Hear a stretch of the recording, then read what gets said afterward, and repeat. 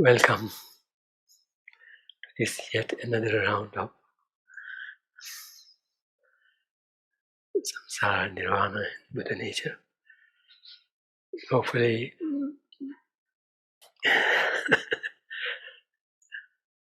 we'll be able to realize our Buddha nature and realize we have it, but not realize it, or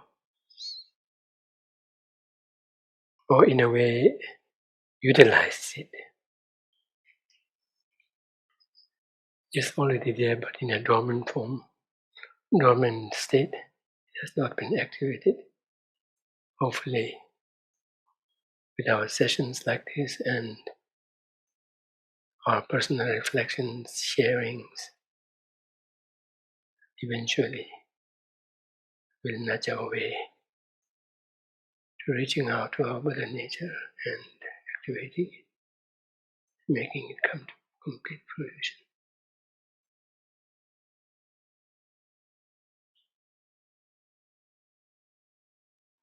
Let's take a few minutes here in settling our mind and our body.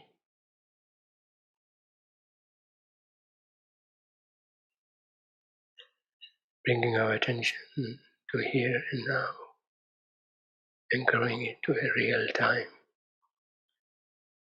Breathing that's happening in its natural flow, where you just let the breathing take place, whatever form it requires to be, without trying to regulate it or control it. And then let the mind just be aware of it, so that it could be brought to the pace of the natural rhythm of breathing,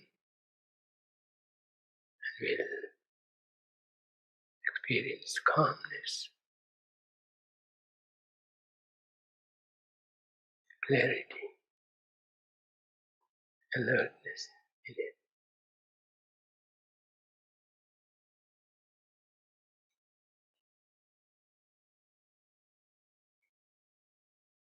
Any thoughts, ideas, plans,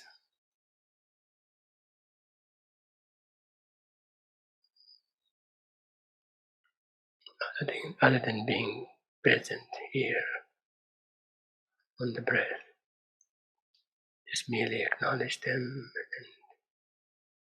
and gently let them go by coming back to the breath.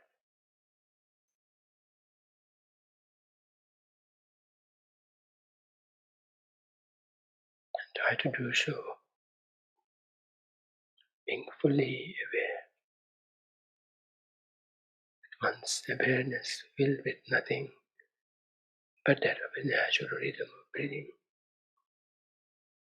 and maybe the sensations around it.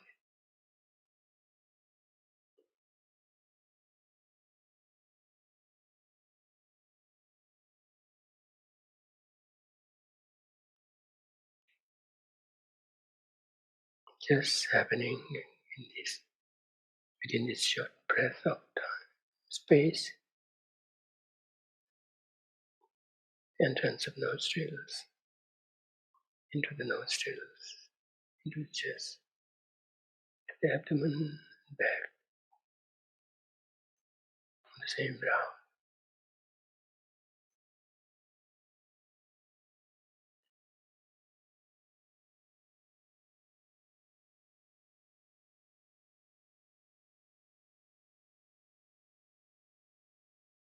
Where all we do is just watch it without judgment, without being self-critical, without being worried of being right or wrong.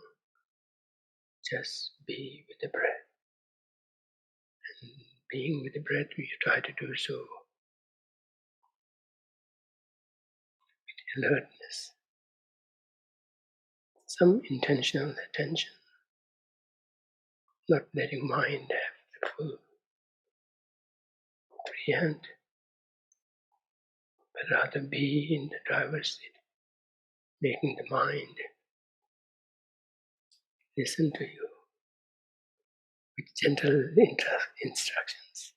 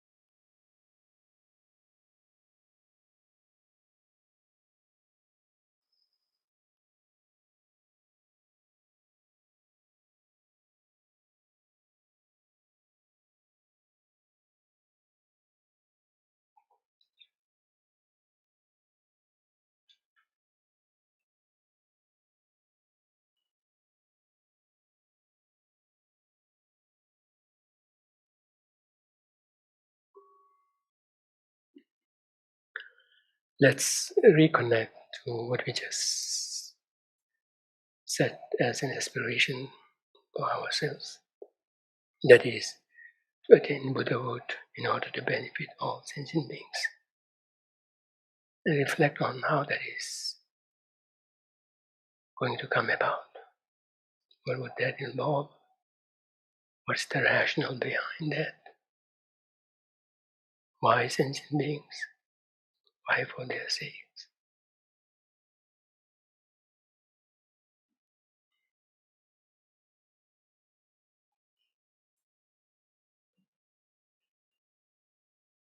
And also the very fundamental question of if at all this is going to be possible to be realized.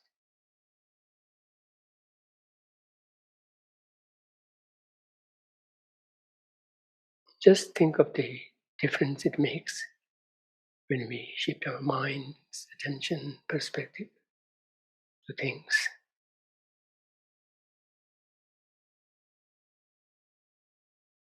As a very concrete example, think of your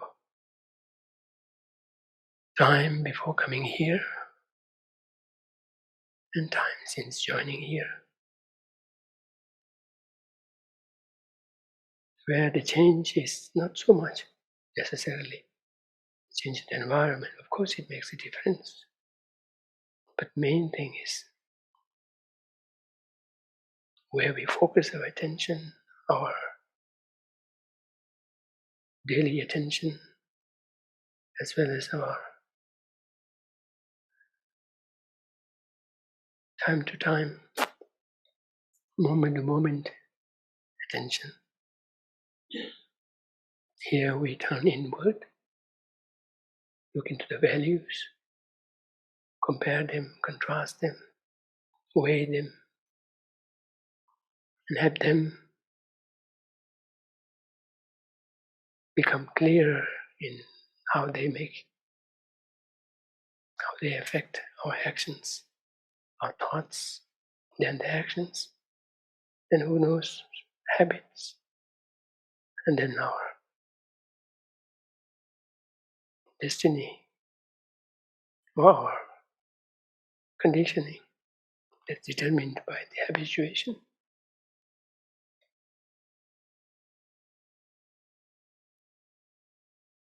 How focusing inward and seeing the power of the mind really makes a difference.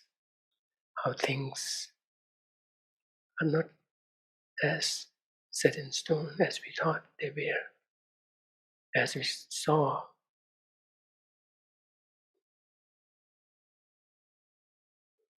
being ascribed to around us, as we saw society kind of upholding them, as we saw majority of the people doing so as though that's the norm.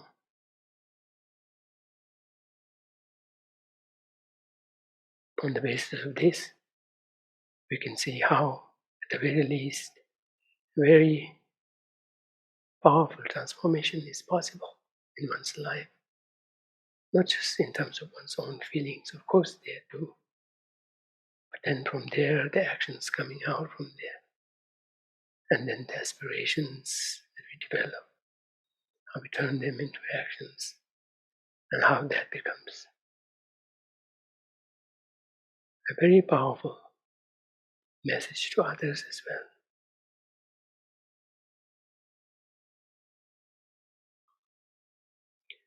We are grateful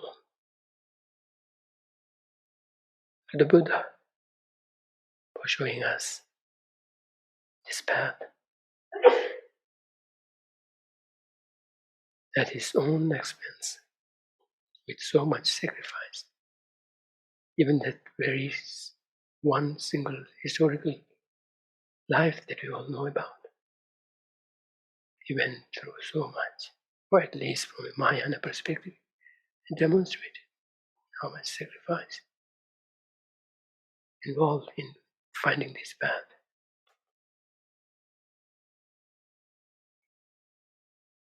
Of looking inward, finding the potentials within inward, inside us, and developing universal love and compassion.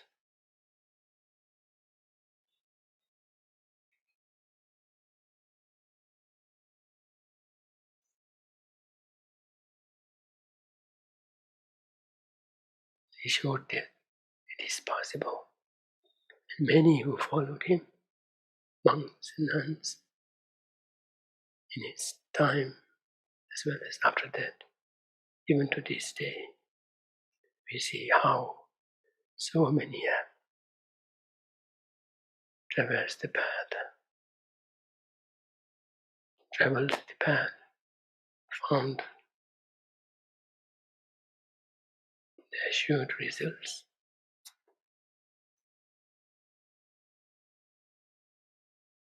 Based on these evidences, which are very clearly reflected in their writings, in their life stories, and luckily in their writings that still remain amongst us, their valuable legacies.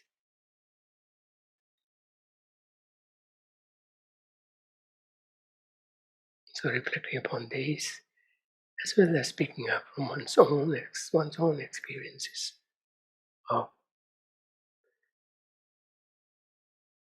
feeling the change, seeing the change in real life.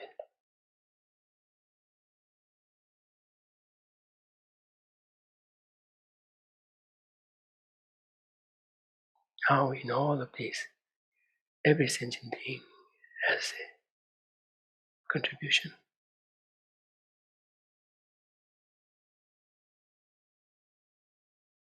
From making Buddha who he was, to who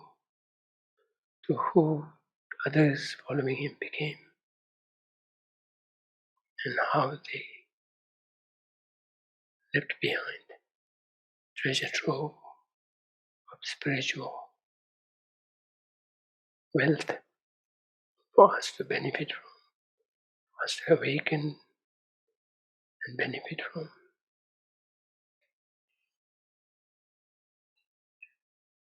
Based on these reflections, let's feel even more determined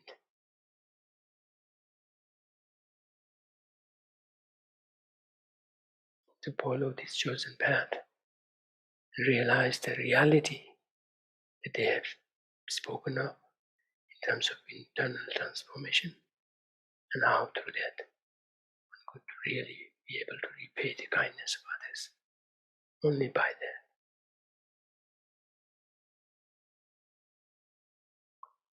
Let's all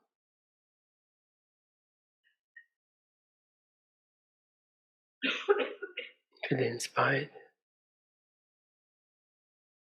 by their life stories, by their teachings, and generate the motivation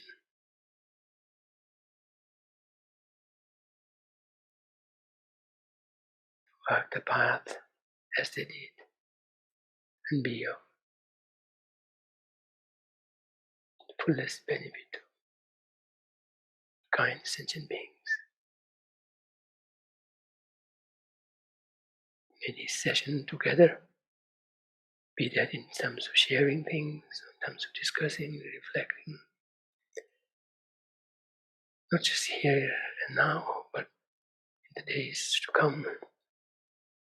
May all these contribute to each other's spiritual growth, spiritual advancement.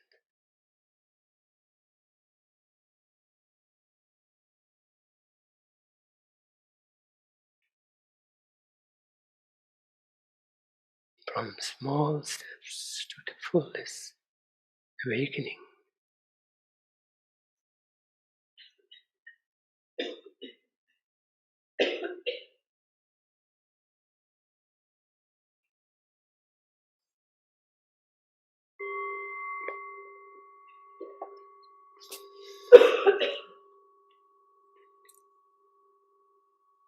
See, you can see me opening the computer, but who knows if I'm going to use it or not.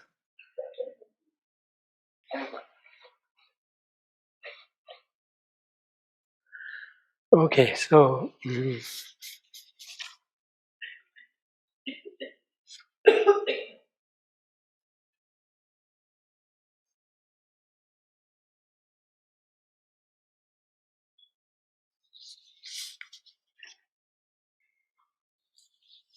yeah, we have some questions here. I will try as much as possible to weave them into the sharing, if possible. If not, then I'll take them as a standalone questions if time allows, or else we could pick them up in the next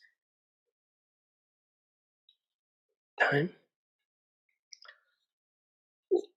So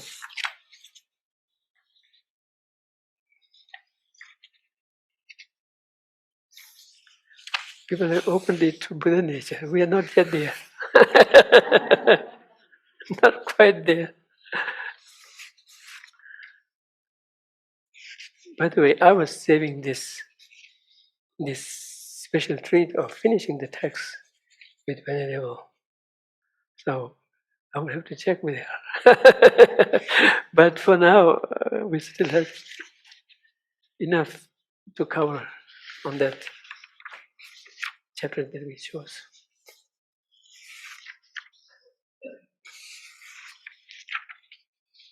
Yes. Mm. So we were last time, oh yes, on page 280. Page 280.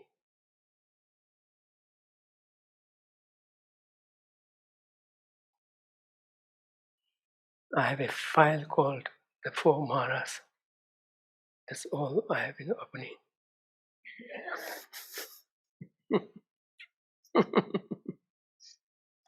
And then the other file that I'm opening is, okay, yeah, the wisdom at the hour, that sutra, which from where I kept meaning to bring out something associated with the clear light nature of mind, which I can do because it is perfectly in sync with this topic.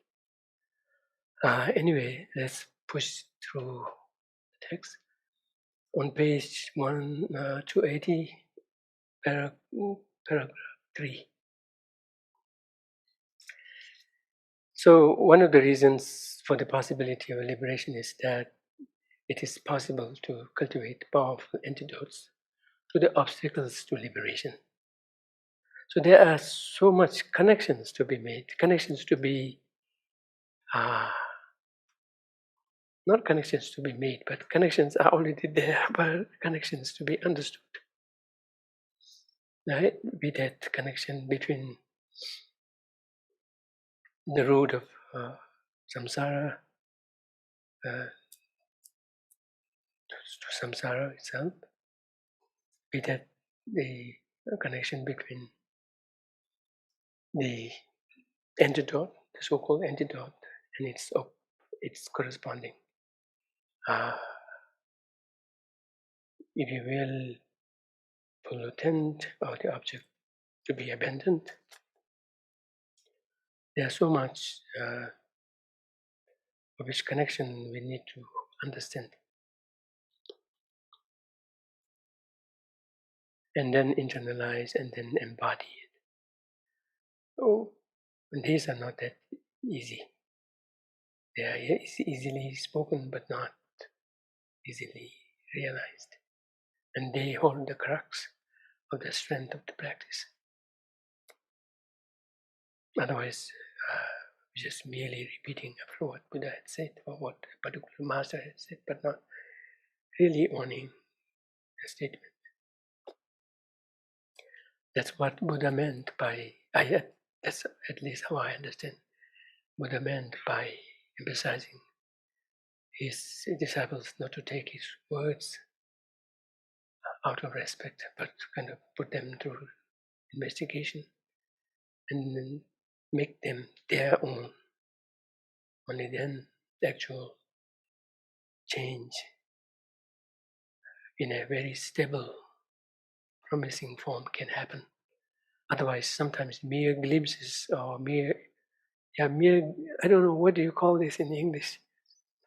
In Tibetan, we call it nyam urva.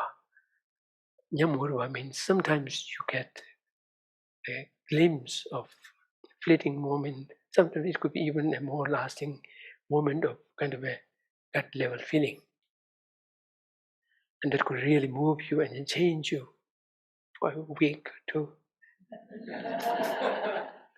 But then it will wane down, wane away.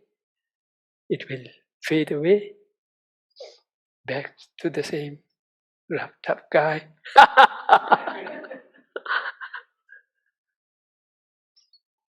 Not that that kind of a glimpse is bad, but that is not to be relied upon. Rather, it is to be then identified and it is to be held onto, and then make that as a stepping stone for the actual grounded realization. Otherwise, we could fall in the category of people, not other people. There was said to be a person who was so moved by Milarepa's life, so much so, and must have stayed for a few days or weeks or whatnot, that he decided to really give away everything. He gave away everything, and then as soon as he has, what is the expression? No sooner he had done away with his things, then his up feeling came down. Then now he's back to his own ordinariness without the things that he used to call it. So he blamed Milarepa. What he said was, not only he himself was poor, he made me poor. Not only he himself was bereft of just about everything. Even the clothes he was wearing was not usable by anybody else. It was just two rags, one upper, one below. But he was so content, saying, now what needs to be done is done. Let be whatever way I die, be that in a completely barren country with nobody knowing who has died, nothing, but I would have completely be content with it. But he was poor in a different way. But this guy only blamed him for not having any possessions. So it is, of course, it is not that important to change overnight, but having the directions that we all do from Venerable and Venerable Kandu, who are so grounded in their practice. It's so fortunate to have such examples in front of us. But we have to be reminded. The Buddha, when he said that he asks everyone to check him before accepting, is because the spiritual growth, spiritual progression in the real sense can only happen when we ourselves grow to the truth of those statements experientially, of course, bit by bit, but nonetheless, trudging along. And this could take a long time because we are talking of changing something which has been skewed for so long, which has been pulled in this way for so long, for almost eternity, for one eternity. Now for the next eternity, it's for us to decide how we are going to let this next eternity, the eternity before us, going to be. The past eternity is gone, and it's very apparent from at least how I see myself. Despite having met with Dharma and having had this aspiration, even during my school days, I almost left school to become monk. And I had only 1 year. The teacher said, "Why hurry? You are a good student. You don't have to worry about exam. You only have 1 year. Life could be long, short. Who knows? This certification can come of use." So they talked me into staying another year and finished proper school. So I had this inspiration or aspiration from before, aspiration at least. That's very essential to connect with. And then very luckily have the example, more role model of His Holiness in front of us, and then let on the access. Despite that, distractions happen and has happened looking back so much that now there is no time to lose. Enough is lost. Now we must seize this. And then through the efforts to the extent possible, maybe not to the extent possible one is making, but to whatever level one has been making, it's not even close to realizing emptiness, let alone seeing it directly. And that's the first ever, what you call, secure place to get. We work hard, sleeping down, working hard, right? And eventually you can latch on to something stable. Now, sure, now no more sleeping. You can then come and then walk. So part of seeing is that. Earlier we heard about the Mara's reach. Yes, we can avoid Mara's reach sometimes, some moments, some days. But so long as we don't get that grounding, that secure grip on the very founding, Mara can somehow find us. Or could be just waiting outside of us. We cannot spend our time always inside, right? Once we come out,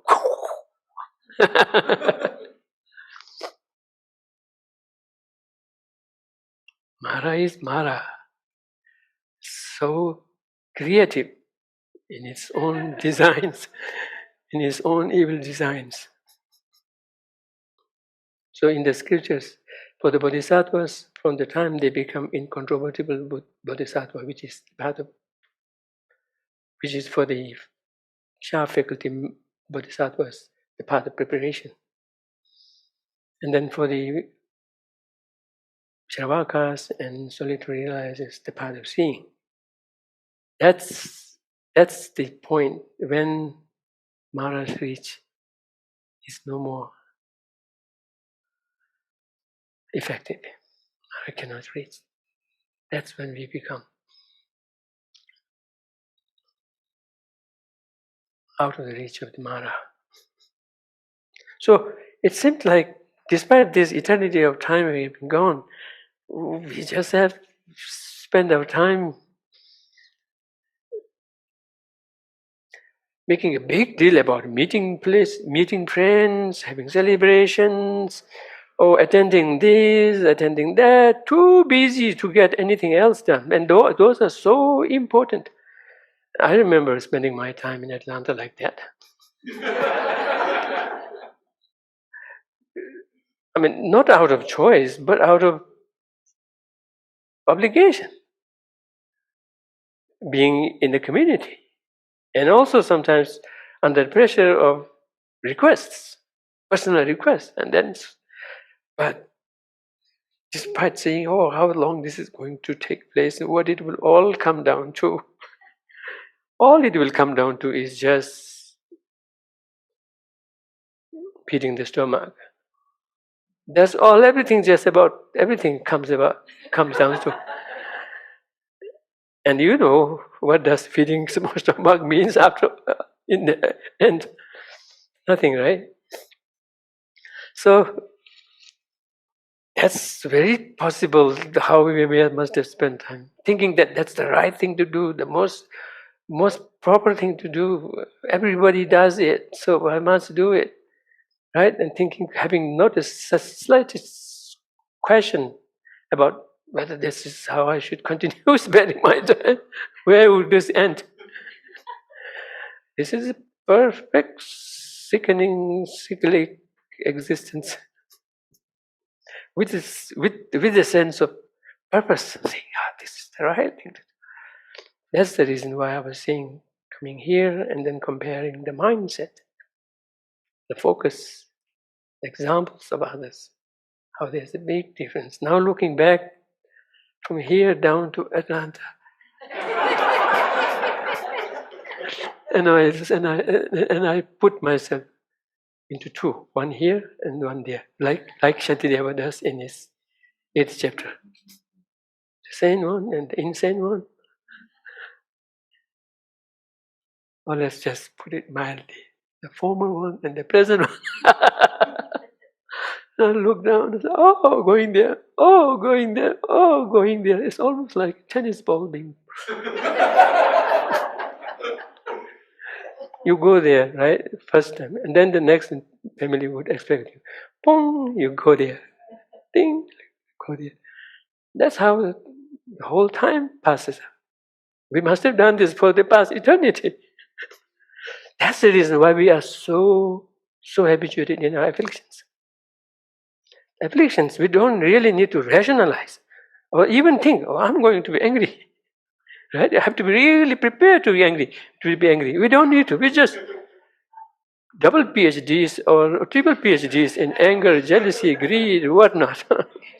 And when it comes to self-grasping, master of the art. Master of the art, architect of self-grasping. We have crafted it so well and so cared for it. And then together with it, the self-centeredness. Oh, we crafted it, we cherished it, and we fed it. That's the reason why it wins the battle inside us, because we have been feeding it, giving it the strength over others. So it makes sense how in the world, if we had been in an eternity, why things have not changed. It's quite understandable now. And how these small steps, however small they may be, they are so important, and they are the only hope to kind of bring us closer and closer and closer to a really dramatic, radical, sensible change. So one of the reasons for such that is that there is powerful antidote. Powerful antidotes to the afflictions, to the root of the afflictions. And for that, first of all, we have to really recognize that afflictions are to be blamed. They are to blame. In Buddhism, irrespective of what level or what jhana you are talking of, what advancement level of practice you are talking of, be that sutra Vajrayana, within Vajrayana, whatever level of classes. One thing is very clear in Buddhism: the culprit is the afflictions. Within that, there may be a range of afflictions, and then the root is the self-grasping attitude, or the grasping of the inherent existence, primarily of oneself, of I, and then of others, and then beyond. I, mine, and then others. So, irrespective of whatever level of practice we are talking about, be that at the Shravaka level, solitary realizer level, at the Bodhisattva, Sutra Bodhisattva level, Tantra Bodhisattva level, the outward, what do you call, sophistication of the practice may differ, but they are all ultimately aimed at addressing the afflictions, in uprooting the afflictions. Even the so-called employing the afflictions on the path is ultimately to eliminate the afflictions. When we speak of bodhisattvas utilizing the afflictions, they do that not to nurture the afflictions, not to strengthen the afflictions, but to eliminate them with an even more forceful and more skillful means. Likewise, in the tantric practice, just as the example of the worm born from the wood is eating away the wood itself. Likewise, in sutra level of bodhisattva, we speak of taking the afflictions as a support. The Tibetan term is cho, lamge cho sukhiwa, as a support, as a friend on the path. Not exactly on the path itself, as the path itself. In the Vajrayana, the expression changes, where the employment of the afflictions into the path is even stronger and even more intensified, so that the expression changes to taking afflictions as the path, into the path. Not just as a support, but into the path itself. Which is definitely not to mean that the afflictions themselves become the path of seeing, the pathway like that, but they serve as a major source of, what do you call, force on the path. At least in the case of the attachment, it gives rise to a particular kind of a mindset, or a particular kind of a mental state that is then employed into the path. That is actually becoming the path. So it is directly produced by the attachment, but the mind itself is not attachment. And that is then employed as an antidote to the afflictions. So that part has to be very clear, in that at no stage, in no practice within Buddhism,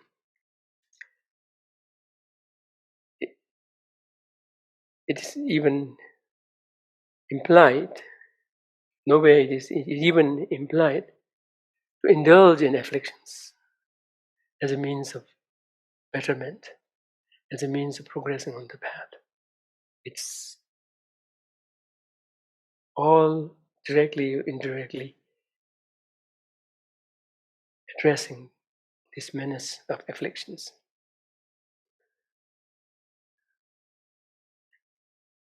So, one reason why liberation from the grip of the afflictions, in which we have indulged all through this life, that we have become so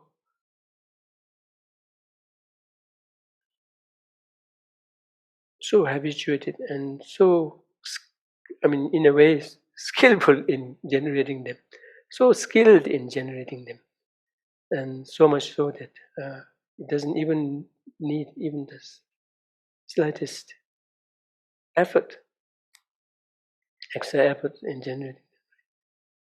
So that's why the case about powerful antidote is very, very pertinent here.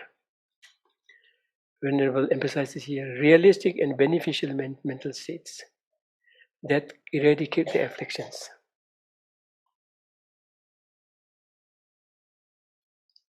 Saying that defilements are advantageous means that when suitable conditions are present, the defilements can be removed from the basic nature of the mind. It does not mean that at one time afflictions did not exist and later came into existence. Let's think about that. What would be the case if this indeed was the fact that afflictions didn't exist at one point, later came into existence? Other afflictions would have come, the first affliction would have come from no cause, or else we would have to be already Buddhas before the afflictions came, and the afflictions undid us. Now we are trying to undo that, only to be undone again. Then that's itself another form of samsara.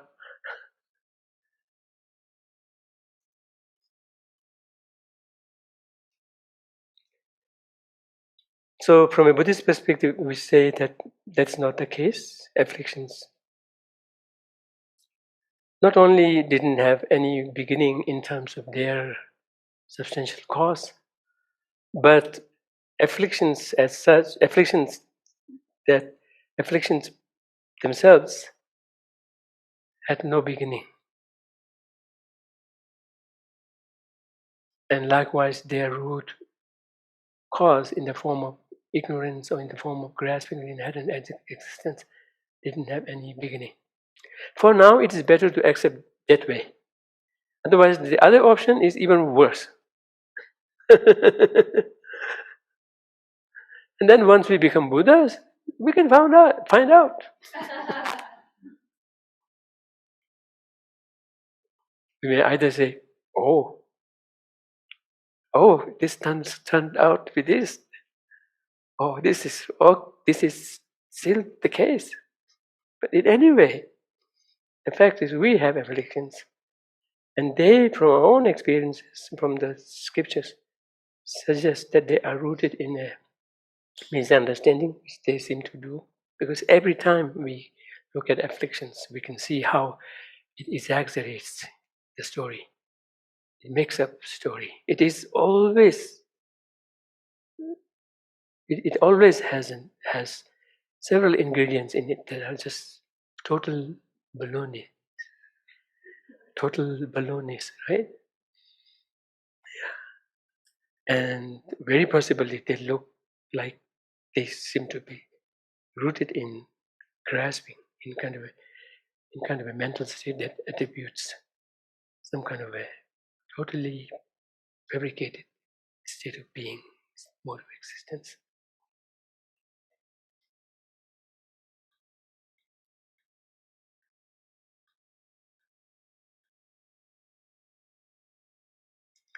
In a way, we may think like, how come afflictions didn't have a beginning, don't have a beginning, whereas computers did have. Computers have beginnings, right? We all know. I don't think so. There might have been computers and even more sophisticated technology in the world before ours. Now even the scientists are talking of many big bangs, right? Before this big bang, from which our universe supposedly came about, what about before that? We are the really beginning ones? Are we special? Who knows? There might have been another world system, much more sophisticated, everything undone. And we are just redoing it, studying it. And then, so anyway, so yeah, to some, it may be much more acceptable, much more comfortable to think, to propose a beginning. But for Buddhists worldview,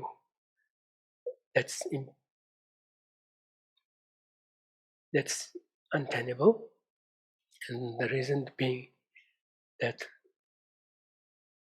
there can't be even a single thing that could not have come that could have come from causeless.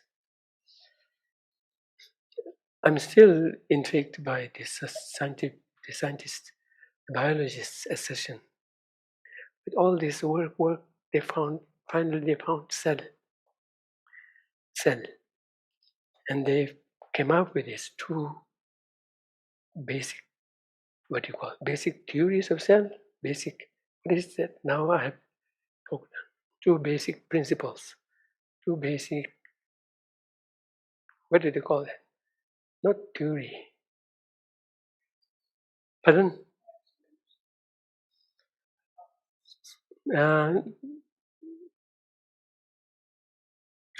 Two basic, I think, requirements maybe of life to have a cell.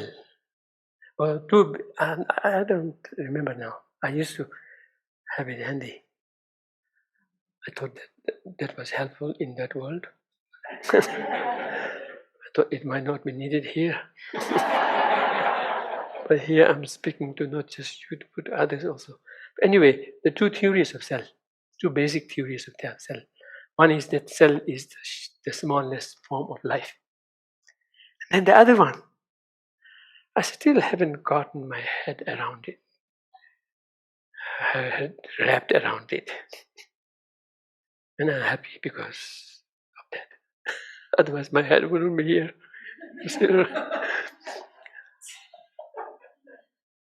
They insist on this another theory of cell, that cell must have another cell to be produced from. Which means there must be a big first cell. And to that they don't themselves have answers. They say, how that came about, we don't know. But the cell must come from a cell, another cell. That's like stepping into a problem. But I was wondering, how in the world did this come down to this? How in the world did they decide on this? Why did they need this second one? And then it needed to show that it has to come from somewhere.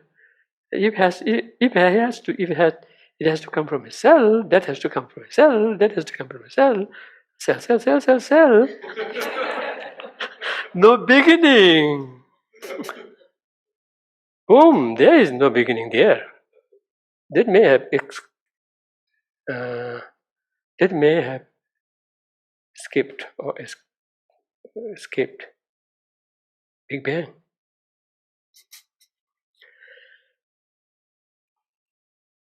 Anyway,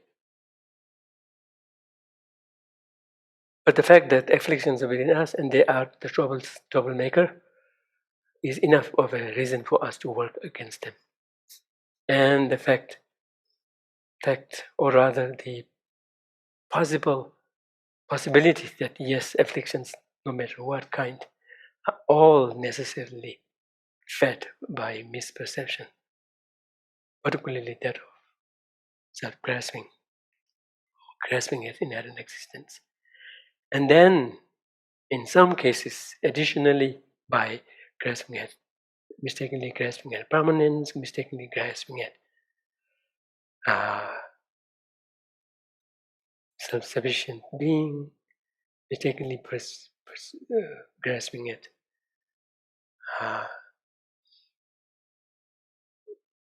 unfounded purity, unfounded purity, etc., etc. Because of that, afflictions are something that we can do something about, and thus lessen our miseries.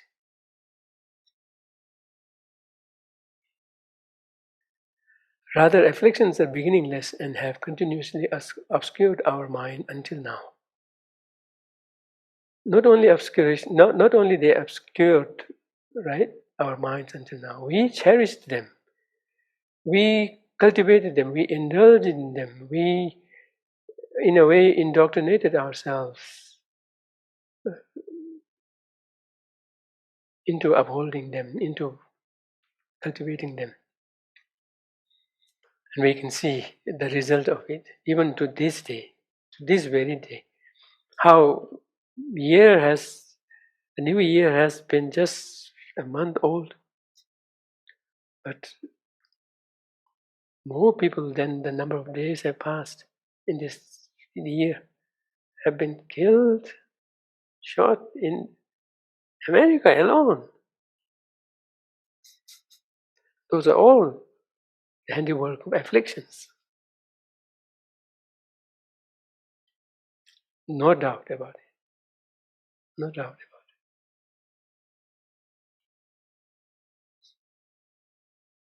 They can be seized completely when the proper antidote, the use of the term proper antidote here, I suspect, is the nguyên nhân. When the proper antidote is applied, proper antidote could be understood in a broader sense, in the sense of an attitude that can work against it, or in a more conservative sense, it can mean the direct antidote. Direct antidote is such that when it arises, its corresponding affliction would have already ceased and is now bound to be completely eliminated. That's called direct antidote. So when we move on the path, we keep on working on antidotes, and eventually developing them to direct antidote to a corresponding level of affliction, and then move on to the next more advanced antidote that can serve as a direct antidote to even a subtler affliction, etc. So that's how we move on. So direct antidote, so proper antidote has both those connotations. But nonetheless, something that is not merely antidote in name, but rather in its deed, in how it can address the affliction. And then within that, the direct antidote. The way antidotes work, here we are talking of direct antidote in terms of, see, in the case of Buddhism, direct antidote against affliction, no matter what level of tenet you may be speaking of, necessarily has to be cognitive in nature, right? Cognitive in nature, in that it should be either in the form of a wisdom, of course, supported by its corollary method aspects of the path, but nonetheless, the main direct action is always executed by a wisdom. And wisdom of understanding emptiness, wisdom of understanding selflessness, of this kind, depending on what the particular tenet proposes. Not just for the sake of proposing it, but proposes as a step, as a ladder of the step to kind of develop into the most powerful antidote, the most powerful wisdom of understanding the deepest level of emptiness. So the proper antidotes all take the form of proper antidotes all take the form of a wisdom, and that has the function of uprooting its corresponding affliction level. Although in the scriptures it does mention that the concentration practices of the formless and the form realms, if not necessarily, we can say form realms of the form realms, but not necessarily in the form realm, right? Even people in the desire realm can generate form realm level of concentration. That's a new statement, right? That's not something scientists would ever think of, and still maintain our sanity. To generate the first, we all know, right? The first very instance of shamatha, shine, itself is now going beyond the level of the desire mind. And likewise, it goes on with the following more advanced concentrations.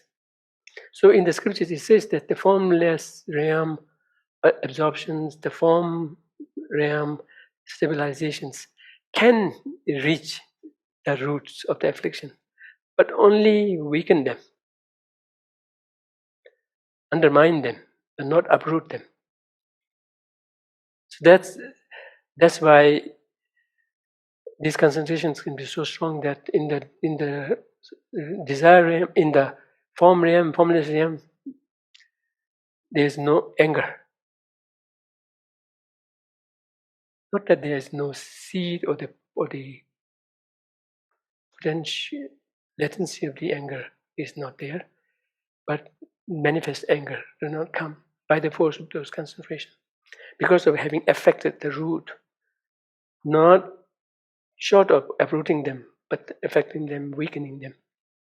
In Lamrinchimo, it mentions that in terms of the antidotes. But that's the reason for that is the concentration levels are so strong, yet it lacks the sharp end of the sharp edge of the wisdom, because the wisdom that they rely on in developing those concentrations are what we call Shira Namgyal, that takes the form not of a wisdom of understanding emptiness, nor that of a selflessness, nor that of impermanence necessarily, but of kind of looking down, but only by looking down or finding fault with one's existing level of existence and aspiring for the next one, and then concentrating on that, right? We call that Shira Namgyal. Shira Namgyal means she is subtle, rock is gross. One particular path, it's interesting to see how that kind of a path is composed, because what it is doing is looking at two different things, one above, one to one's own desire realm, and finding fault with the desire realm, and aspiring for the first stabilization, first form realm. So it is doing the two things together. How can it do it?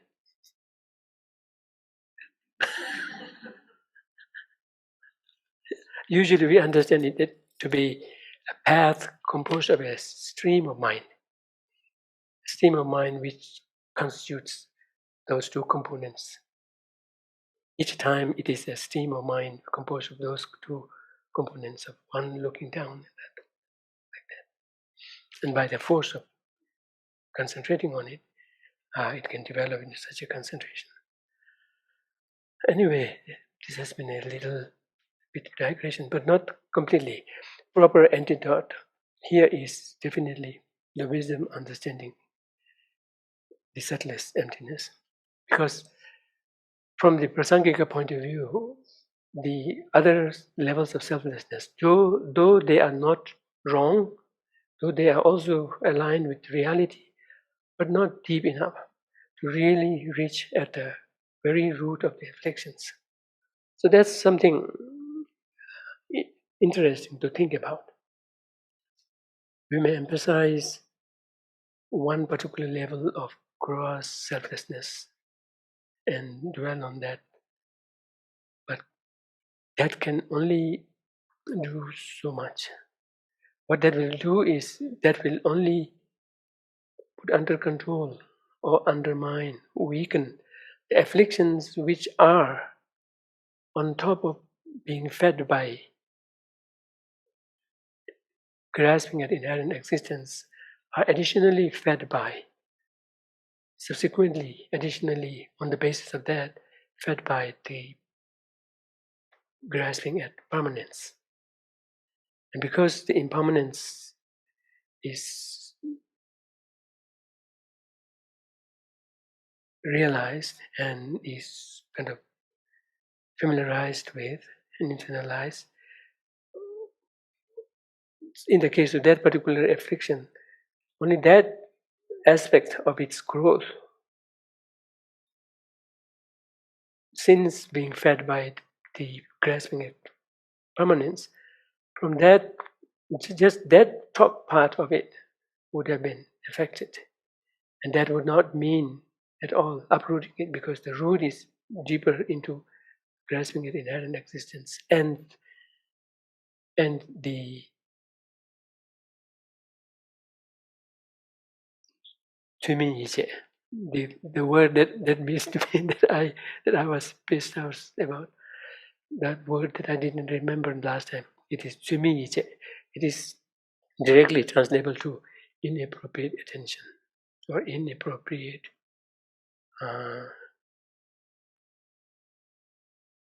inappropriate attention, I think, yeah. But that inappropriate attention is not not grasping at permanence, grasping at grosser level of selflessness. That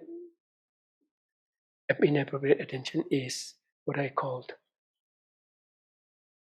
say, in the case of the grasping at inherent existence, grasping at inherent existence, in addition to grasping, in addition to infusing such a mistaken mode of existence into whatever quality one has additionally added onto that.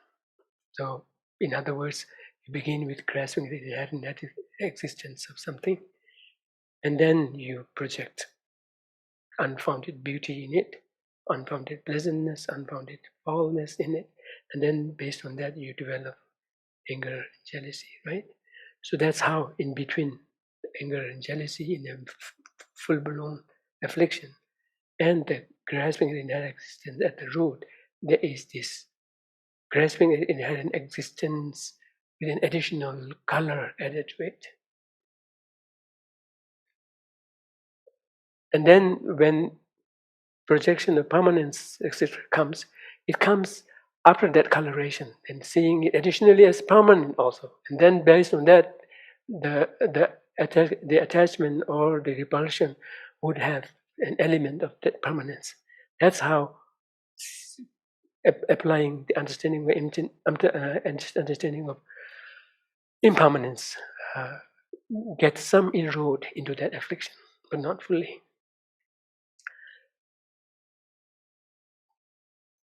But in any case, all of the tenets speak of this same framework, in that it takes a proper antidote, or rather a direct antidote, for rendering any level of affliction totally irreversible, totally unreturnable. And that's the path of Arya. It seems like in this eternity, in the past eternity, we have never made it there. Because once we have made it there, there's no return back. What we may have done is, of course, we may have become monks and nuns and really practice and whatnot, but then let let let up in it, and then fallen prey to the afflictions. The obstacles are strong. It's kept it kept writing and deleting, kept writing and deleting, writing and deleting, and the letter never got written. No email got sent because it's not written there. Because whatever one has written, one has deleted, delete like that. It really makes sense. So that's the reason why in the scriptures it really emphasizes it's not quite dedication. In Tibetan, we do not say dedication. We call that mulam. Aspiration. People call it aspiration, but that's still, I don't think that's aspiration. So mulam is very important. It's the one that really directs where one's potential is going. So likewise with the cultivation of bodhicitta, and also meeting with the authentic teacher, we really need to kind of work on appreciating their value or whatnot, how much they meant, and then kind of really make a deep felt sense, deep felt prayer, deep felt, what was that? Deep felt, what would you call it?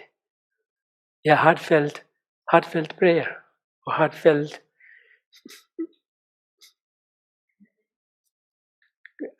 not commitment, heartfelt resolve. I see. Heartfelt resolve, almost like heartfelt wish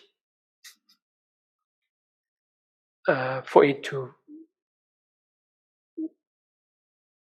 to be met, for it to arise, for it to be met in the next life, together with our own actual efforts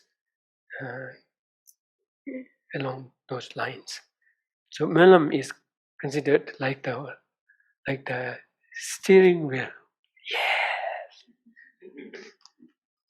You may have a truckload of something, but this steering wheel decides where it goes. That's so important. You may have put in so much effort in really filling up the truck, but whoever is in the driving seat and where he pulls the steering wheel decides where it will go. There have been cases of people having made big merits and not, I wouldn't say dedicate, but wished or kind of made a heartfelt wish for them to materialize to kind of to take revenge on something, to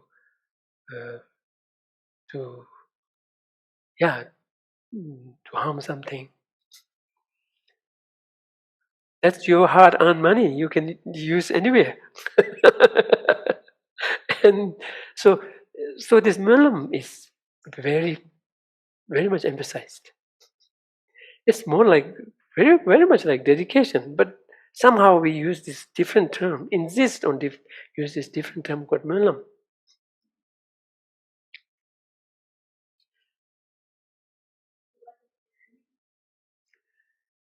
Yeah, yearning and a wish, a heartfelt, make a heartfelt wish. So yeah, we actually do that. We throw a coin, right?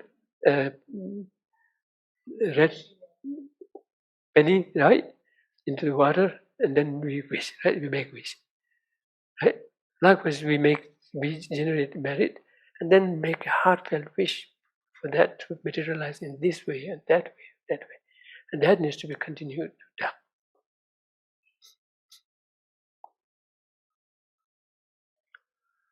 Okay. It can be seized completely when the proper antidote is applied. In the Praise to the Spear of Reality, Nagarjuna compares this to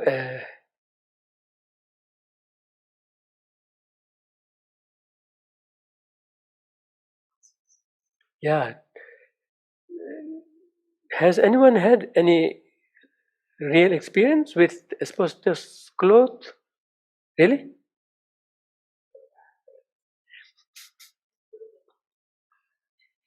Yeah, only later on they found out.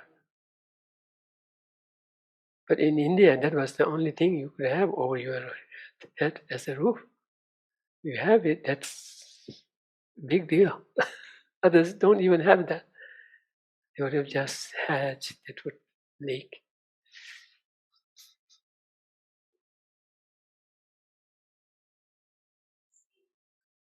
Pardon?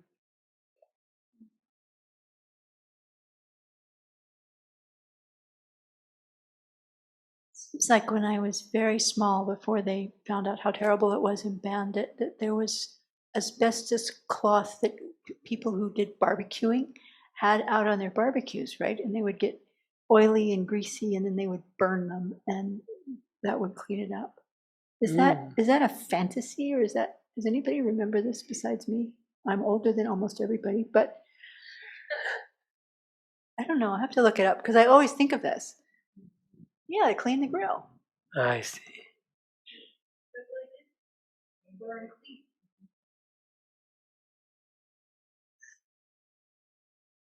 Yeah, so this quote that she's referring to is almost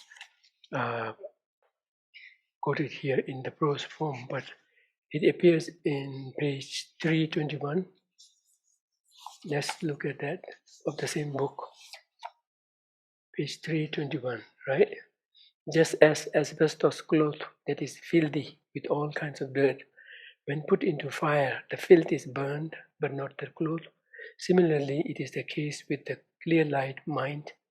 Here, in this particular context, I think it is the conventional luminous and clear nature of mind, not the subtlest clear light mind, because it's still in the sutra system. Similarly, it is the case with the clear light mind, which has defilements produced by attachment. Reproduced by attachment, produced by attachment, and likewise other afflictions. The fire of pristine wisdom burns the defilement, but not the clear light mind. So ultimately, it comes down to a wisdom to deal a death blow to a corresponding affliction, because the affliction is ultimately, what do you call, ultimately uh,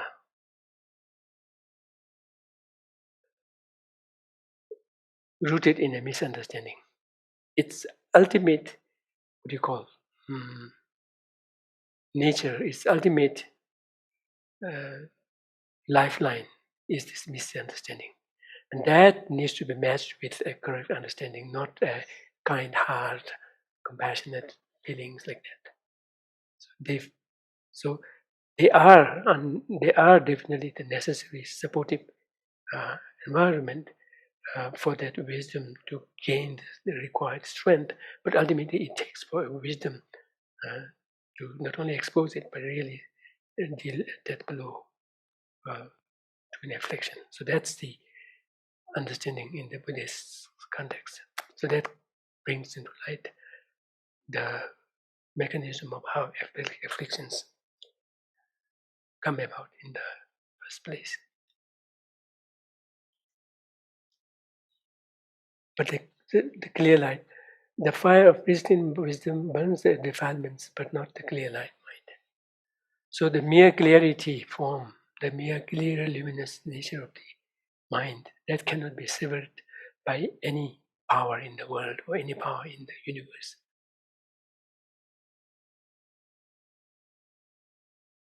Yet at the same time, the afflictions can be uh,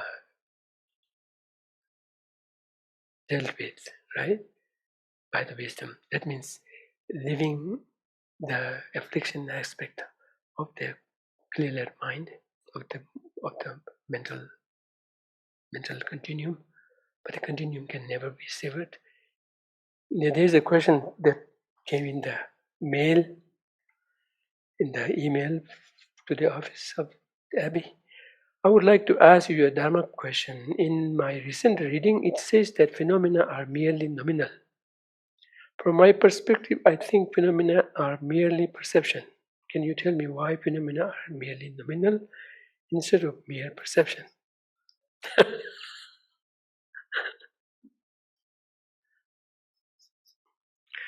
Mere nominal also doesn't mean nominal in the way we nominally understand it. Right? It means things are merely designated, merely imputed. So mere has the function of denying any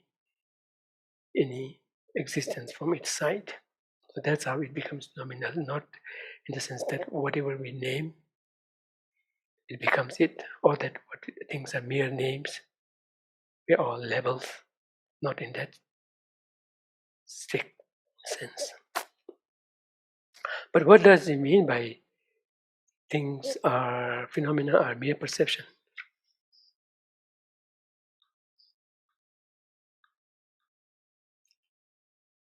Does it mean, and when you say phenomena are mere perception, this seems to be much closer to an idealistic philosophy. Although here he is using the term perception, that makes it even harder. Perception as opposed to conception, then it is a different story if they mean perception. But if they mean perception as mere mind or mere thought in a broader sense, then it's more closer to the Chittamatarin philosophy or the Western idealist philosophy, which sometimes in its extreme form, not so necessarily extreme form, in its authentic form, kind of really borders down to saying that there is no concrete things. Everything is mind. That has been proposed in the Buddhist philosophy as a way of a stepping stone to then progress it further on understanding in the first place, understanding the half and half contribution, right? Half from the mind, half from the thing side, and that makes the thing complete, which is the Sautantrika Madhyamika. And then that in turn serves as a stepping stone to then eventually arriving at the Prasangika Madhyamika's understanding, which we understand as to be the final intent of the Buddha when it comes down to laying down the final real ultimate mode of existence of things.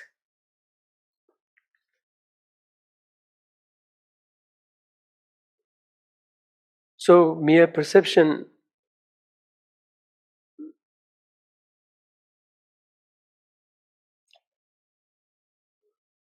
is little difficult to a Prasangika Madhyamika. But at the same time, even when we say the things are nominal, not in the sense that whatever we name, things become it, but in the sense that things are merely subjectively designated and labeled without any existence from its objective side. Things may be there, but they are there subjectively, not from the objective side. But here also, subjectively doesn't really mean that that this subjective agent has the full say in whatever things become or be. Nor is it merely confined to getting things wrong. Or this is more applicable in the case of values. In the case of values, we can talk of how perception plays a big role. Something being good, bad, tasty, not, right? Beauty, etc., etc. When it comes to values like that, then yes, perception has much more say as such. But when it comes to table, chair, computer, how would you say it is mere perception? Maybe if an ant were to look at the computer, if a bug were to look at it, it wouldn't say computer. I don't know what in the world it would say it, but not as a computer to really jump on the keys and then talk. So things are relative in that sense also. If we come out of our own box from our own level of dimension, things look very weird, very different. Not weird necessarily, but very different. They have their own level of truth, conventional truth, as valid as ours. As valid as ours. And in both the cases, by virtue of things being lacking inherent existence. So when we say, so to answer the question, can you tell me why phenomena are merely nominal? They are merely nominal in the sense that they merely exist. Of course, they are unfindable when you search. That is not a big deal, because in the first place they have been put together they have been put together with things other than yourself. Everything is other than yourself. Say if we were making a building, we have to bring non-building things or non-built things or non-building things, and they constitute the building. So if you look into that, there's no way you can find a building beyond our satisfaction from afar, or beyond our own satisfaction with the mere convention, mere labeling of it. You cannot find it. That's not a big deal. Of course, it is an indication that it lacks an inherent existence. It leads to a deeper reality of its being mere labeled. So its unfindability is one way of saying that, yes, it doesn't exist from its way, but it is projected. It's established through convention, through thoughts, through words, names. But that is not to say that they are merely words. They are not merely nominal in the sense of they are being merely words. That's not it's not saying everything is word. It's almost like saying everything is word, everything is a part of the language. That's not the intention here, but rather it is that they are subjectively established with no objective existence in and of itself. And one indication of that is that it is unfindable when you go beyond the mere convention and just look for it. But the unfindability itself is not a big deal. That is not finding the final.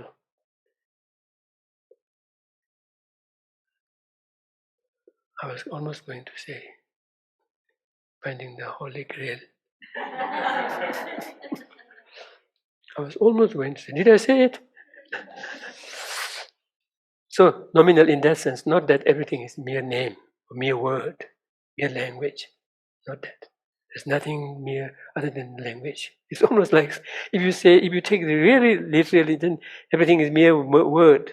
That means everything is mere components of language. So everything is just a language. Not in that sense. Scripture also points that out. It says, no, here it is not saying everything is mere names. Mere names in the literal sense, sixth sense of, but mere names in the sense of being merely designated. Although at the same time, not whatever we designate, things become it. That's not the case.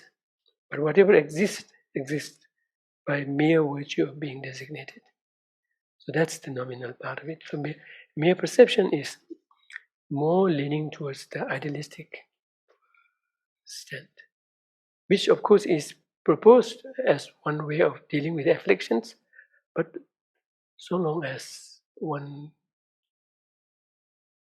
but as long as one cannot yet come to terms with the prasangika understanding.